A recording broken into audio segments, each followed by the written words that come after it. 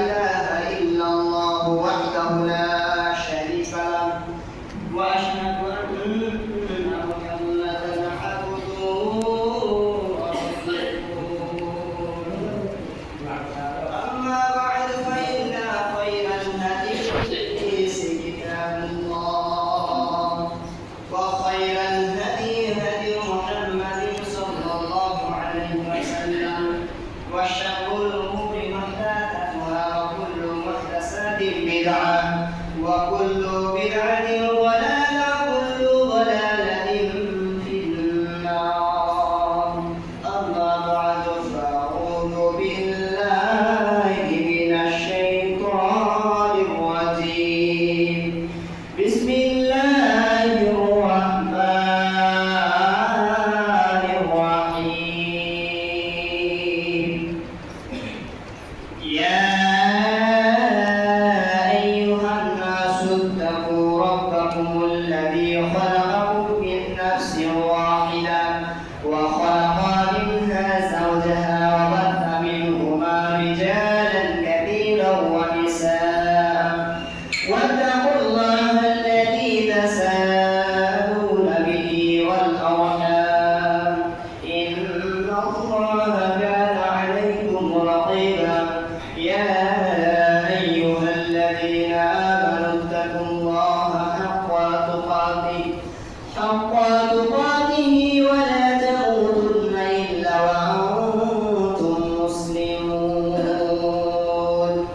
يا أيها الذين آمنوا اتقوا الله وقولوا قولا سديدا يصلح لكم أعمالكم ويغفر لكم ذنوبكم ومن يطع الله ورسوله فقد فاز فوزا عظيما. أما بعد فأعوذ بالله من الشيطان الرجيم. بسم الله الرحمن الرحيم. قاف والقرآن المجيد بل نجد أن جاءهم منذر منهم فقال الكافرون هذا شيء عجيب أإذا متنا كنا ترابا ذلك رجع بعيد قد علمنا ما تنقص الأرض منهم وإن كان كتاب حفيظ بل كذبوا بالحق لما جاءهم فهم في أمر مريج أفيعود يسعي فقروا كيف بنيناها وزيناها وما لها من فروج والأرض مددناها وألقينا فيها رواسي وأنبتنا فيها من كل زوج بهيج تبصرة ولكل عبد منيب ونزلنا من السماء ماء فأنبتنا به جنة وحب الحصيد والنخل باسقات لا تغلق رزقا للعباد وأحيينا به بلدة ميتا كذلك الخروج كذبت قبلهم قوم نوح وأصحاب الرس وثمود وعاد وفرعون وإخوان لوط وأصحاب الأيكة وقوم تبع كل كذب الرسل فقاعد أفعين بالخلق الأول بل هم في لبس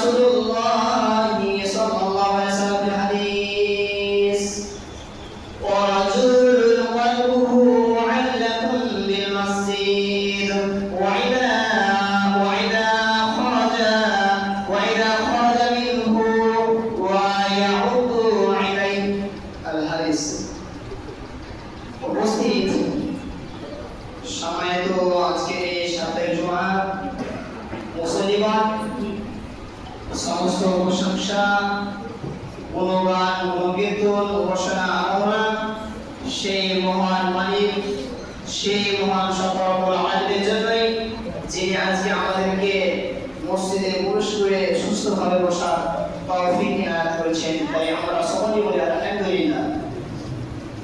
তারপরে বলি আমাদের ধর্মের গুরু, ধর্মের নেতা, আমিন আল্লাহ মুহাম্মদুর নবী আহমদ মুস্তাফা, নবী মুহাম্মদ মুস্তাফা জনাবে মুহাম্মদ রাসূলুল্লাহ সাল্লাল্লাহু আলাইহি ওয়াসাল্লাম, তিনার উপর লক্ষ লক্ষ কোটি কোটি দরুদ সালাম বর্ষিত হোক। আল্লাহুম্মা আমিন।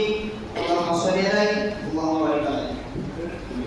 সম্মানিত সুধী, আজকে হলো জুমার দিন।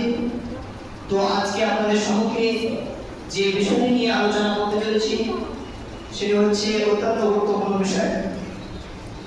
কিছুদিন পূর্বে আমরা কুরবানি সম্পাদন করলাম, কুরবানি করলাম সম্মানিত সুধী।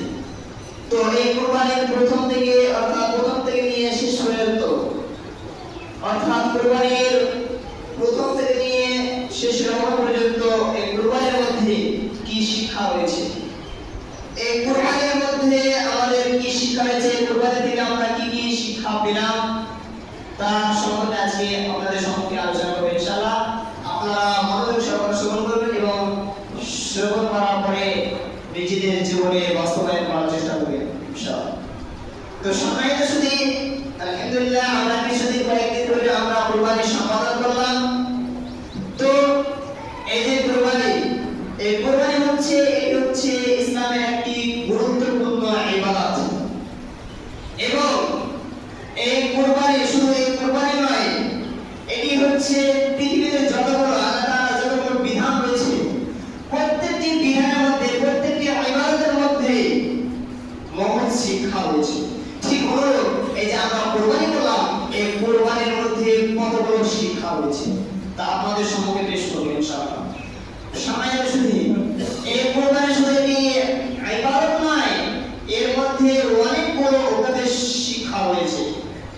আমরা অনেকজন কুরবানি করি এবং কুরবানি করার পরে আমরা এই কুরবানির যে আসল উদ্দেশ্য, এই কুরবানি থেকে আমরা কি কি শিক্ষা লাভ করলাম, আমরা যে এত টাকা অর্থ ব্যয় করে একটা তাজা জিনিস আল্লাহর রাস্তায় আল্লাহর সন্তুষ্টি অর্জনের জন্য আমরা জবাই করছি, কুরবানি করে থাকি।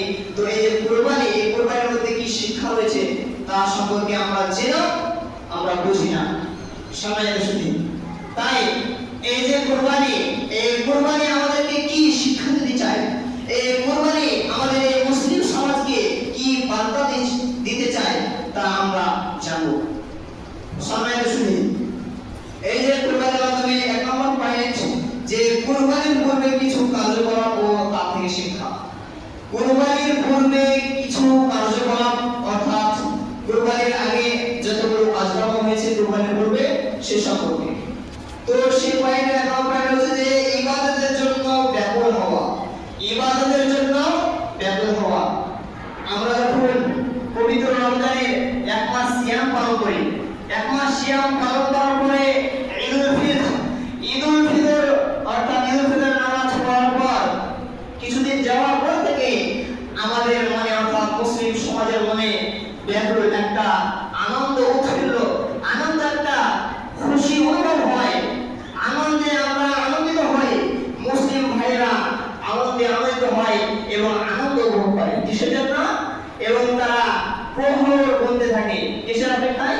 তারা কুরবানির অপেক্ষা করতে থাকে। তারা বলতে থাকে ঠিক হলো একজন মুমিন, একজন ঈমানদার ব্যক্তি, সে নামাজ পড়ে, সে প্রতিদিন ইবাদতের ক্ষেত্রে, সে যে কোনো ইবাদতের ক্ষেত্রে সে আল্লাহকে সন্তুষ্টি করার জন্য সে সদা সর্বদা সে ব্যাকুল থাকবে, সে আনন্দে আনন্দিত হবে, সে আনন্দে উৎফুল্ল হবে, সে খুশিতে খুশি অনুভব করবে। একজন মুসলিম প্রতিদিন ইবাদতের ক্ষেত্রে একজন মুসলিমের এটি কর্তব্য সম্মানিত সুধী।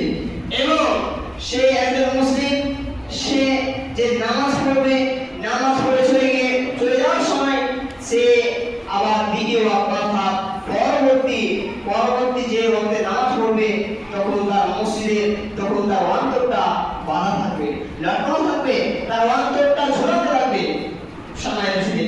এটি হচ্ছে একজন মুসলিমের কর্তব্য। তো যেভাবে মুসলিম ভাইরা ঈদুল ফিতরের পরে যেভাবে কুরবানির দিন প্রহর গুনতে থাকে, ঠিক অনুরূপ একজন মুসলিম, একজন ইমানদার ব্যক্তি সে মসজিদে নামাজ পড়ে বাইরে যাওয়ার পর থেকে সে জোহরের নামাজ পড়ার পর আসরের কখন টাইম হবে, আসরের কখন ওয়াক্ত হবে, সে সময় বলতে থাকে। এই সম্পর্কে আল্লাহ রাসূল সাল্লাল্লাহু আলাইহি ওয়াসাল্লাম বলেছেন যে কিয়ামতের দিন আমরা সকলে জানি যে কিয়ামত কত বড় ভয়াবহ স্থান হবে। সেইখানে মানুষ সব ত্রাহি করবে, সব নিজ নিজ নাফসে করবে, নিজে নাফসে করবে। সেই সময় কোনো ছায়া থাকবে না। আল্লাহ তাআলা একমাত্র সবচেয়ে বড় সৃষ্টি, আল্লাহ তাআলার আরশ ছাড়া অন্য কোনো দ্বিতীয় ছায়া থাকবে না। সেই দিন আল্লাহ তাআলা কিয়ামতের দিন 7 শ্রেণীর ব্যক্তিকে আল্লাহ তাআলা সেই আরশের স্থানে জায়গা দিবেন মেহমান হিসাবে, স্পেশাল গেস্ট হিসাবে। তো এই যে তাদের মধ্যে এক প্রকার ব্যক্তি হচ্ছে, এক প্রকার ইমানদার ব্যক্তি হচ্ছে, এক প্রকার সৌভাগ্যবান ব্যক্তি হচ্ছে যে ব্যক্তি জোহরের নামাজ পড়ে যাবে এবং জোহরের নামাজ পড়া যাওয়ার পর সে ব্যক্তি আসরের ওয়াক্ত কখন হবে তার মানে শুধু এটাই প্রহর মধ্যে থাকবে যে কখন আসরের ওয়াক্ত হবে। অর্থাৎ তার অন্তর, তার হৃদয়, তার অন্তর মসজিদের সঙ্গে ঝুলন্ত লাগানো থাকবে। তো সম্মানিত শুধু এই সম্পর্কে আল্লাহ রাসূল সাল্লাল্লাহু আলাইহি ওয়াসাল্লাম বলেছেন, রাসূলুল্লাহ সাল্লাল্লাহু আলাইহি ওয়াসাল্লাম ওয়া রাজুলুন বালুহু মুআল্লাকুন বিল মসজিদ, ওই ব্যক্তি যে ব্যক্তির অন্তর মসজিদের সঙ্গে, যে ব্যক্তির অন্তর, যে ব্যক্তির হৃদয়, যে ব্যক্তির কল মসজিদের সঙ্গে ঝুলন্ত আছে, লটকানো আছে, মসজিদের সঙ্গে বাঁধা আছে। এবং আল্লাহ রাসূল সাল্লাল্লাহু আলাইহি ওয়াসাল্লাম বলেছেন যে ওয়াইদা খরাজা মিনহু, যখন সে মসজিদ থেকে বেরিয়ে যায় হাত্তা ইয়াউদু ইলাইহি, যতক্ষণ না পর্যন্ত আবার সেই স্থানে ফিরে আসে ততক্ষণ পর্যন্ত তার মনটা মসজিদের সঙ্গে বাঁধা থাকে।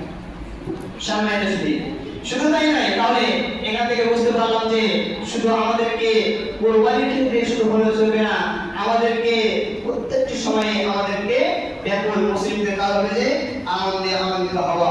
সম্মানিত শুধু এবার দ্বিতীয় নম্বর পয়েন্ট হচ্ছে যে ইবাদতের জন্য অগ্রিম প্রস্তুতি। আমরা যে কুরবানির জন্য, আমরা কুরবানি দেওয়ার জন্য, আল্লাহর সন্তুষ্টি, আল্লাহর নৈকট্য লাভের জন্য আমরা কুরবানি করে থাকি। তো কুরবানি দেওয়ার জন্য আমরা অগ্রিম আগে থেকে আমরা প্রস্তুতি গ্রহণ করি। আমরা 1-1.5 মাস আগে থেকে আমরা প্রস্তুতি গ্রহণ করি কুরবানির জন্য। কিন্তু অন্যান্য যে ইবাদত রয়েছে, অন্যান্য যেমন হবে আমরা যদি কোনো ব্যক্তি হজ করতে যান তো হজের জন্য আগে থেকে অগ্রিম অর্থ জমা করে রাখি, অর্থ সংগ্রহ করে রাখি। আমরা যদি সিয়াম পালন করার আগে থেকে আমাদের শরীরকে ফিটনেস, আমাদের শরীরের যে যত্ন নেওয়া, শরীর চর্চা করা যদি আমরা করে থাকি, ঠিক অনুরূপ শুধু কুরবানির ক্ষেত্রে নয়, এখান থেকে আল্লাহ তাআলা আমাদেরকে কুরবানির মাধ্যমে এই শিক্ষা দিচ্ছেন যে শুধু কুরবানির ক্ষেত্রে আগে থেকে প্রস্তুতি নিয়ে চলবে না। যে 5 ওয়াক্ত ফরজ সালাত রয়েছে, এই ফরজ সালাতে বিশেষ করে এই ফরজ সালাতে যখন ফরজ সালাতে অগ্রিম মসজিদে আসা, প্রস্তুতি আগে থেকে নেওয়া। আমাদেরকে চেষ্টা করতে হবে যে আগে থেকে অগ্রিম মসজিদে চলে আসা, মসজিদে প্রবেশ করা। কেননা যদি না আসতে পারা যায়, আজানের পূর্বে না আসতে পারা যায়, তবুও আজান হওয়ার পর সঙ্গে সঙ্গে চলে আসতে হবে এবং সুন্দরভাবে ওযু করে এসে মসজিদে প্রবেশ করে দখলুল মসজিদ বা তাহিয়াতুল মসজিদ 2 রাকাত নামাজ পড়ে বসতে হবে। কিন্তু আজকে বর্তমান অধিকাংশ মুসল্লিদের দেখা যায় কি, তারা যখন আজান শেষ হয়ে যাবে, যখন জামাত শুরু হবে 2-3 মিনিট আগে তারা ভিড় করে তারা অলসতা করে তারা আসবে এবং তারা সুন্দরভাবে ওযু না করে, তারা সুন্দরভাবে তারা ওযু করে তারা কোনো রকম ভাবে তারা জামাতটা ধরে, তারা নামাজের প্রতি তারা অলসতা করে। এটি ঠিক নয়।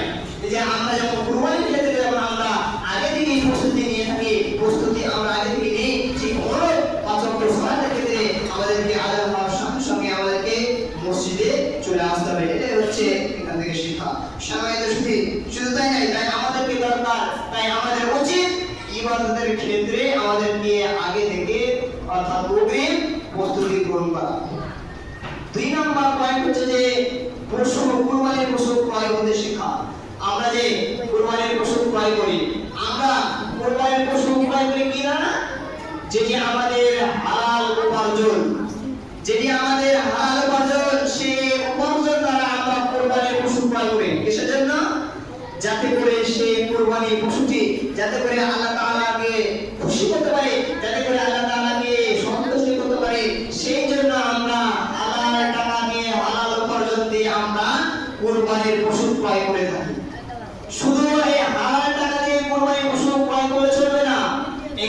আমাদের শিক্ষা যে জীবনের প্রতিটি পদক্ষেপে, জীবনের প্রতিটি মুহূর্তে আমাদেরকে হালাল রুজি ভক্ষণ করতে হবে। আমাদেরকে সদা সর্বদা শুধু কুরবানি পশুর ক্ষেত্রে নয়, আমাদেরকে সদা সর্বদা হালাল রুজি ভক্ষণ করতে হবে। আমরা যদি হালাল রুজি ভক্ষণ না করি, আমরা যদি ওয়াজের আমল করি, তবুও সেই আমল আল্লাহর নিকটে কখনো গৃহীত হবে না। আমরা যদি হালাল শুধু কুরবানির ক্ষেত্রে যদি হালাল না করি, হালাল যদি উপার্জন দিয়ে যদি পশু বাই করে কিনি, তাহলে সেটা চলবে না। আমরা যদি জীবনের প্রতিটি মুহূর্তে যদি আমরা যদি হালাল যদি না ভক্ষণ করি, আমরা যদি হালাল হারাম যদি ভক্ষণ করি, তাহলে কোনো আমল আল্লাহর নিকটে গৃহীত হবে না। আর আমরা যদি শুধু যদি আমরা এই যে হারাম উপার্জন দিয়ে যদি আমরা শুধু উপার্জন করে একটি কুরবানি পশু বাই করি, ক্রয় করি, তাহলে কি হবে? শুধু একটি ইবাদতে শুধু নষ্ট হবে, শুধু কুরবানি। কিন্তু যে আপনার ইনকাম সোর্স, আপনার যে উপার্জন, সেই উপার্জন যদি আপনি হারাম পন্থা অবলম্বন করেন, তাহলে আপনার ওয়াজে আপনি যতই আমল করুন না কেন, সেই আমল আল্লাহ তাআলা কখনোই কবুল করবে না। সেই আমল আল্লাহর নিকটে কখনোই তা গ্রহণযোগ্য হবে না। সম্মানিত সুধী, তাই আমাদের উচিত এখানে শিখাতে শুধু কুরবানির ক্ষেত্রে নয়, আমাদেরকে চলার পথে সর্বদা হালাল রুজি ভক্ষণ করতে হবে। এবং কেননা আল্লাহ তাআলা সূরা বাকারার মধ্যে বলেছে, ইয়া আইয়ুহাল্লাযীনা আমানু কুলু মিম্মা রাযাকনাকুম। আল্লাহ তাআলা আমাদেরকে কোন রুজি খেতে বলেছে? তাইয়্যিব, যেটা পবিত্র রুজি। ইয়া আইয়ুহাল্লাযীনা আমানু কুলু মিম্মা তাইয়্যিব মা রাযাকনাকুম। তোমাদেরকে পবিত্রতা, তোমরা যে পবিত্র সেই রুজি তোমরা ভক্ষণ করবে, অর্থাৎ তোমরা হারাম রুজি, হারাম পন্থা অবলম্বন করবে না। এটা আমাদেরকে প্রতিটি মুহূর্তে করতে হবে, শুধু কুরবানি পশুর ক্ষেত্রে করলে চলবে না। এটা এখান থেকে আমাদেরকে শেখা। শুধু তাই নয়, কেননা এই যে আমরা যদি জীবনের প্রতিটি ক্ষেত্রে যদি না করি যে কিয়ামত, আমরা জানি যে একদিন না একদিন কিয়ামত হবে, সেই বিষয়ের প্রতি আমরা ঈমান আনি। তো এমনই এক সময় আসবে কিয়ামতের সন্নিকটে, যখন সেই দিনকে আপনি স্মরণ করুন, যে দিন আপনার কোনো আমল কাজে আসবে না, সেদিন আপনি যে নাফসি করবেন, সেদিন আপনি যে আফসোস করবেন, সেই দিন আপনার কোনো আমল কাজে আসবে না, আপনি যদি হালাল রুজি ভক্ষণ না করেন। সম্মানিত সুধী, আল্লাহ তাআলা বলেছেন, ইয়াউমা ইয়াফিরুল মারউ মিন আখিহি ওয়া উম্মিহি ওয়া আবিহি ওয়া বানিহি। কেননা সেই দিন আপনার ভাই বোন, আপনার পিতা-মাতা, আত্মীয়-স্বজন, সেই কিয়ামতের ময়দানে আপনার কেউ কারো হবে না। কেননা আপনাকে নিজেই সৎকর্ম করতে হবে এবং আপনার আমল নিয়ে, কেননা আমাদেরকে এখান থেকে শিক্ষা নেওয়া উচিত যে হালাল রুজি সর্বদা হালাল রুজি ভক্ষণ করে আল্লাহ তাআলার কাছে আমাদেরকে দণ্ডায়মান হতে হবে। আমরা যদি হারাম রুজি যদি ভক্ষণ করি, তাহলে আল্লাহ তাআলা ওয়াজে যদি আমরা নেকি করি, ওয়াজে যদি আমরা আমল করি, সেই আমল আল্লাহ তাআলা কখনোই গ্রহণ করবেন না। 3 নম্বর পয়েন্ট হচ্ছে যে ইবাদতের ক্ষেত্রে আমরা যেটা সর্বোত্তম, সেই আমলটা আমরা গ্রহণ করব। যে আমরা কুরবানি পশু কেনার সময় আমরা যেটা তাজা, যেটা সুগন্ধের, সেই জিনিসটা আমরা যেটা ভালো, সেটাকে আমরা অর্থ বেশি টাকা লাগলেও আমরা সেই জিনিসটা ক্রয় করে। ঠিক যে আমলের ক্ষেত্রে যেটি উত্তম আমল, যেটি সবচেয়ে খয়ের, যেটা সবচেয়ে ভালো আমল, সেই আমলটা আমরা গ্রহণ করব, সেই আমলটিকে আমরা বেশি বেশি করে প্রাধান্য দেব। কিন্তু এই বর্তমান যুগে আমরা কি করি? কোনটা জায়েজ আর কোনটা না জায়েজ, সেই দিকটা আমরা বেশি প্রাধান্য দিই। কিন্তু আল্লাহ রাসূল সাল্লাল্লাহু আলাইহি ওয়াসাল্লাম কি বলেছে? যেটি খয়ের, যেটি উত্তম, সেটিকে আমাদেরকে প্রাধান্য দিতে হবে। সম্মানিত সুধী, যেমন ভাবে আমরা কুরবানি পশু ক্রয় করার সময় আমরা যেটি ভালো উত্তম সেটিকে নির্বাচন করি, ঠিক আমাদেরকে আমল করার সময় আমাদেরকে উত্তম আমলটিকে সেটিকে গ্রহণ করতে হবে। কেননা জায়েজের ব্যাপারে কোনটা জায়েজ কোনটা না জায়েজ, সে ব্যাপারে উলামায়ে কেরামদের নিকটে মতভেদ রয়েছে। সেই কারণে আমরা জায়েজ না জায়েজের দিকে যাব না, যেটি উত্তম সেটিকে আমরা গ্রহণ করব। সম্মানিত সুধী, শুধু তাই নয়, এই যে আল্লাহর সন্তুষ্টির জন্য যেটি উত্তম সেটি আমরা গ্রহণ করব। এবং 3 নম্বর পয়েন্ট হচ্ছে যে পশু নির্ধারণ করা। এবং পশু নির্ধারণ করা থেকে আমাদের কি শিক্ষা? এই যে পশু নির্ধারণ করি, সে থেকে আমাদের কি শিক্ষা? আল্লাহ রাসূল সাল্লাল্লাহু আলাইহি সাল্লাম আমাদেরকে যে পশুগুলোকে নির্দেশ দিয়েছেন, আমরা সেই পশুগুলো কুরবানির জন্য আমরা সেটিকে নিয়োগ করি। যেগুলো আল্লাহ রাসূল সাল্লাল্লাহু আলাইহি সাল্লাম নির্দেশ দিয়েছেন, সেই সেগুলো আমরা সেটিকে নির্বাচন করি। তার কারণ আল্লাহ রাসূল সাল্লাল্লাহু আলাইহি ওয়াসাল্লামকে যদি আমরা আনুগত্য না করি, আল্লাহ রাসূল সাল্লাল্লাহু আলাইহি ওয়াসাল্লাম দেওয়া পদ্ধতি যদি আমরা অনুসরণ না করি, তাহলে আপনার আমল আল্লাহর নিকটে তা গ্রহণযোগ্য হবে না, আল্লাহ তাআলা কখনো কবুল করবে না। কেন আল্লাহ তাআলা আল কোরআনুল কারীমের মধ্যে বলেছেন, ওয়া মা আতাকুমুর রাসূল ফাখুযুহু ওয়া মা নাহাকুম আনহু ফান্তাহু। অর্থাৎ আল্লাহ রাসূল সাল্লাল্লাহু আলাইহি ওয়াসাল্লাম তোমাদেরকে যা দিয়েছেন তা তোমরা গ্রহণ করো, এবং আল্লাহ রাসূল সাল্লাল্লাহু আলাইহি ওয়াসাল্লাম তোমাদেরকে যা নিষেধ করেছেন তা তোমরা বর্জন করো। এটি হবে যে, তাহলে এখান থেকে আমাদের শিক্ষা যে আল্লাহ রাসূল সাল্লাল্লাহু আলাইহি ওয়াসাল্লাম যেগুলো আমাদেরকে নির্দেশ দিয়েছেন সেই পদ্ধতি অনুসরণ করতে হবে, সেই ট্রিক অবলম্বন করতে হবে। সম্মানিত শুধু তাই নয়, এই যে কুরবানি পশু, এই কুরবানি পশু আমরা নেওয়ার পর আমরা সেটিকে ভালোভাবে লালন পালন করি, সেটিকে ভালোভাবে দেখভাল করি। তো এখান থেকে আমাদের কি শিক্ষা? সম্মানিত শুধু কুরবানি পশুকে আমরা নেওয়ার পর সেই কুরবানি পশুকে ভালোভাবে তার প্রতি মায়া স্নেহ, সেই কুরবানি পশুকে ভালোভাবে খাদ্য খাওয়াই, সেই কুরবানি পশুকে নিজের জমি ক্ষেত থেকে আমরা নিজের বাগান থেকে খাদ্য খাই, আমরা সব উপায়ে অন্যজনের ভুল করে আমরা অন্যজনের জমি থেকে কিংবা বাগান থেকে আমরা খাবার নিয়ে আসি না, কেননা এটি হচ্ছে কুরবানির পশু। সেই কারণে আমরা অসৎ উপায়ে কোনো কাজ করতে চাই না। অসৎ উপায়ে যদি আমরা ভক্ষণ করি, সেই কুরবানির পশুকে যদি খাদ্য দিই, তাহলে আল্লাহ তাআলার নিকটে কখনোই তা গ্রহণযোগ্য হবে না। ঠিক অনুরূপ যে আমাদের বাড়িতে যে আরো আমরা পশু, আরো আমাদের যে গরু ছাগল রয়েছে, আরো গৃহপালিত পশু রয়েছে, সেই পশুগুলোর ক্ষেত্রেও আমরা যাতে করে এখান থেকে আমাদের শিক্ষা দেয়, শুধু কুরবানির পশুর ক্ষেত্রে নয়, আমাদের যে আরো গৃহপালিত পশু আছে সেগুলোর ক্ষেত্রে অন্যের জমি থেকে, অন্যের বাগান থেকে অসৎ উপায়ে কোন জিনিসকে কেটে না আনা, এখান থেকে এটি আমাদের শিক্ষা। সম্মানিত শুধু তাই নয়, এই যে কুরবানির পশু রয়েছে, যে কুরবানির ইতিহাস আমরা যে শুনেছিলাম, এই যে কুরবানির ইতিহাস থেকে আমাদের কি শিক্ষা? সম্মানিত শুধু এই কুরবানির ইতিহাস থেকে আমাদের যে এটাই শিক্ষা যে আল্লাহর জন্য জীবনের সবচেয়ে শ্রেষ্ঠ সম্পদ, দুনিয়ার সবচেয়ে শ্রেষ্ঠ সম্পদ আমাদের মুহাম্মদের যেটি প্রিয় জিনিস, যেটি আমাদের সবচেয়ে উত্তম জিনিস, সেটিকে আল্লাহর জন্য উৎসর্গ করতে হবে। যেমন ভাবে আমরা জানি যে আল্লাহ তাআলা হযরত ইব্রাহিম আলাইহিস সালামকে প্রায় 80-90 বছর বয়সে আল্লাহ তাআলা সন্তান দিয়েছেন। আল্লাহ তাআলার কাছে ইব্রাহিম আলাইহিস সালাম দোয়া করেছিলেন, এবং তারপরে সে বৃদ্ধ বয়সে আল্লাহ তাআলা ইব্রাহিম আলাইহিস সালামকে একজন সুন্দর শান্তশিষ্ট একদম নম্রভাব একজন সুসন্তান দান করেছিলেন। এবং যে কুরবানির কথা, যে কত আনুগত্যশীল পুত্র, কত আনুগত্যশীল সন্তান, যে একবার বলার পরে যে আমি তোমাকে ময়দানে নিয়ে যাব, সঙ্গে সঙ্গে এমনই পুত্র, এমন সুশিষ্ট সুসন্তান, যে বলার সঙ্গে সঙ্গে সেটি আনুগত্য, তার পিতার আনুগত্য করেছে। কিন্তু বর্তমান যুগে আমাদের ভাই সন্তানরা, আমাদের ভাই বোনেরা কি আজকে তাদের পিতামাতার আনুগত্য না করে, যেখানে আল্লাহ তাআলা বলেছেন যে আল্লাহ তাআলা ওয়া'বুদুল্লাহ ওয়া লা তুশরিকু বিহি শাইআ, আল্লাহ তাআলা ইবাদত করা মানে ওয়াকাদ রাব্বুকা লা তা'বুদু ইল্লা ইয়্যাহু ওয়া বিল ওয়ালিদাইনি ইহসানা। আল্লাহ তাআলা ইবাদত করার পরে আল্লাহ তাআলা যাদের প্রতি আনুগত্যশীল, যাদের কথা উল্লেখ করেছেন আল্লাহ তাআলা বারংবার, তারা হলেন পিতামাতা। কিন্তু আজকে বর্তমানে আমাদের ভাই বোনেরা আজকে পিতামাতার কথা শুনে না। আজকাল বর্তমান যুগের ছেলেরা তাদের পিতাদেরকে আনুগত্য করে না। আজকে পিতামাতার সঙ্গে দুর্ব্যবহার করে, অশ্লীল আচরণ করে, তারা পিতামাতার সঙ্গে দুর্ব্যবহার করে, ধমক দিয়ে কথা বলে। অথচ আল্লাহ তাআলা বলেছেন ওয়ালা তাকুল্লাহু উফ, আল্লাহ তাআলা কোরআনে উফ শব্দ ব্যবহার করেছেন, যে পিতামাতাকে উফ পর্যন্ত বলা যাবে না। অথচ আজকে বর্তমান যুগের ছেলেদেরকে আমরা সুশিক্ষা দিতে পারি না, সেই কারণে তারা পিতামাতার আনুগত্য করে না। সম্মানিত শুধু তাই নয়, এই যে রয়েছে যে আমরা কুরবানি পশু জবাই করার পর আমরা কি করি?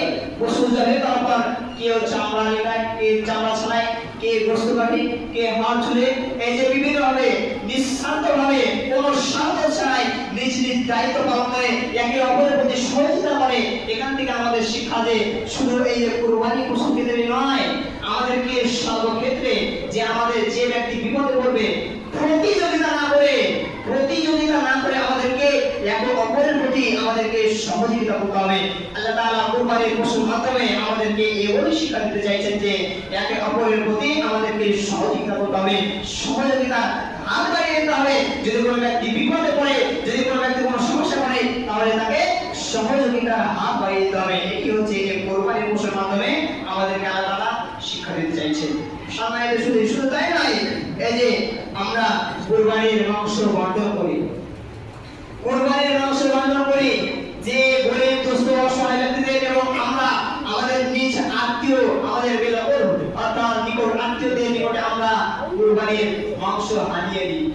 যারা খাসি যারা কুরবানি দিয়ে থাকে, তারা যারা গরু দিয়ে থাকে, তারা একে অপরের প্রতি, যারা খাসি দিয়ে থাকে, যারা গরু দেয় তাদের বাড়িতে দেয়, এবং যারা গরু দেয় কুরবানি, তারা খাসি যারা দেয় তাদের বাড়িতে উপরে বানাটা হারিয়ে দেয়। তাহলে এই শুধু কুরবানির সময় শুরু করলে যাবে না, যে সারা বছর প্রতিটি সময় প্রতিটি মুহূর্তে প্রতিবেশীর সঙ্গে যে ভালো বাড়িতে কিছু রান্না হলে একটু প্রতিবেশীকে, অর্থাৎ কিছু না কিছু হলে কি করতে হবে, তাকে উপলক্ষণ আনিয়ে দিতে হবে।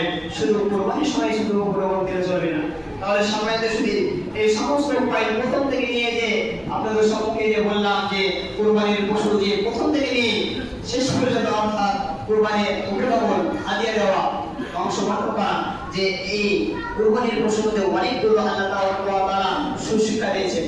এবং এই যে কুরবানির পশু আরেকটা ভাইটাল পয়েন্ট, যে কুরবানির পশু করার মাধ্যমে, কুরবানির পশু জবাই করার মাধ্যমে আরেকটি বড় পয়েন্ট, যে কোন সময় যদি মুসলিমদের যদি প্রয়োজন হয় জিহাদ করা, কোন সময় যদি জিহাদ করার প্রয়োজন হয়, তাহলে আল্লাহর রাহে, আল্লাহর সন্তুষ্টির জন্য নিজেদের জীবনকে উৎসর্গ করতে হবে। এবং এই কুরবানি পশু জবাই করার আরেকটি পয়েন্ট, যে কুরবানি পশু জবাই করার মাধ্যমে আরেকটি শিক্ষা, যে যদি জিহাদ করার সময় আপনাদেরকে যখন আমরা আপনাদের সঙ্গে যুদ্ধ করবো, তখন তাদেরকে জবাই করতে আমাদের কোনো দ্বিধাবোধ হবে না। এটি হচ্ছে একটি বড় শিক্ষা।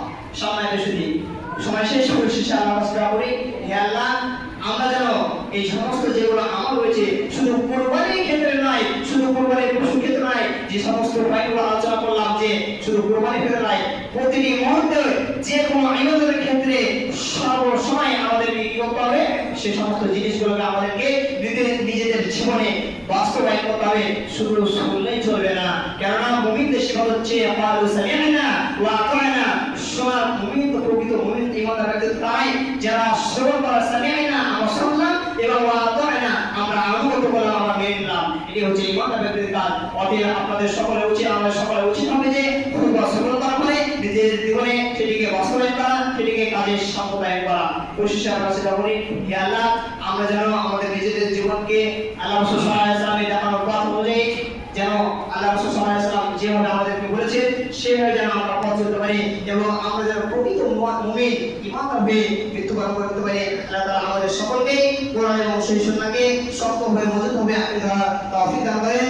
আমিন। আল্লাহুম্মা সাল্লি আলা মুহাম্মাদ ওয়া আলা আলি মুহাম্মাদ কামা সাল্লাইতা আলা ইব্রাহিম ওয়া আলা আলি ইব্রাহিম ইন্নাকা হামিদুম মাজিদ। আল্লাহুম্মা বারিক আলা মুহাম্মাদ ওয়া আলা আলি মুহাম্মাদ কামা বারাকতা আলা ইব্রাহিম ওয়া আলা আলি ইব্রাহিম ইন্নাকা হামিদুম মাজিদ। রব্বানা তাকাব্বাল মিন্না ইন্নাকা আনতাস সামিউল আলিম ওয়া তুব আলাইনা ইন্নাকা আনতাত তাওয়াবুর রহিম। আমিন। সুবহানাকা আল্লাহুম্মা ওয়া বিহামদিকা আশহাদু আন লা ইলাহা ইল্লা আনতা আস্তাগফিরুকা ওয়া আতুবু ইলাইক। আসসালামু আলাইকুম ওয়া রাহমাতুল্লাহি ওয়া বারাকাতুহু।